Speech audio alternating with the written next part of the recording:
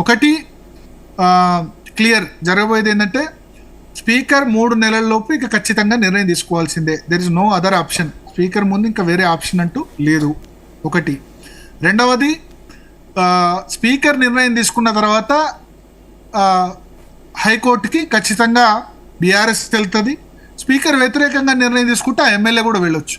Delay tactics కొంత చేసేందుకు అవకాశం ఉంటుంది. సో ఈ 2 సందర్భాల్లో, అది కాని సందర్భంలో ఖచ్చితంగా జరుగుతుంది. నాకు తెలిసి అయితే 3 నెలల్లో బై ఎలక్షన్ రాదు అందరు అంటున్నట్టుగా. 3 నెలల్లో కాకపోవచ్చు, బట్ కొంత టైం తీసుకుంటుంది. 3 months కాకుండా స్పీకర్ నిర్ణయం తీసుకున్న తర్వాత మళ్ళీ హైకోర్టుకి వెళ్ళాలి, మళ్ళీ సుప్రీంకోర్టు కూడా వెళ్తారు. నేనేమనుకుంటా అంటే స్పీకర్ దానం నాగేందర్ మీద అయితే వేటు వేయాలి. వేయకపోతే హైకోర్టు, సుప్రీంకోర్టు ఆబ్వియస్లీ దాన్ని సపోర్ట్. ఎందుకంటే ఆయన బీఆర్ఎస్లో గెలిచి కాంగ్రెస్ పార్టీ తరఫున ఎంపీ అభ్యర్థిగా చేశారు. మిగతా 9 మంది ఎమ్మెల్యేలు, పటాన్ చెమెర్ల ఎమ్మెల్యే గూడెం మైపాల్ రెడ్డి నాకు ఇంకా బీఆర్ఎస్ అభ్యర్థిత్వం ఉంది అన్నారు.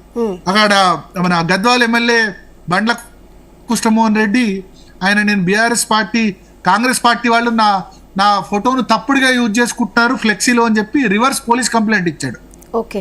సో ఇట్లా వాళ్ళు చెప్తారు అసలు మేము కాంగ్రెస్లో జాయిన్ కాలేదు, మేము బీఆర్ఎస్లోనే ఉన్నాం, ఆ పార్టీ మమ్మల్ని పట్టించుకోవట్లేదు, మేము సిఎల్పి మీటింగ్లో పాల్గొన్నంత మాత్రాన ఎమ్మెల్యేలమా, ఇట్లా రకరకాల ఆర్గ్యుమెంట్ చేస్తారు. బట్ చూడాలి జుడిషియరీ అంటే ఏం చెప్తారంటే ఇక్కడ కామెంట్స్ కూడా పెడుతున్నారంటే 12 మంది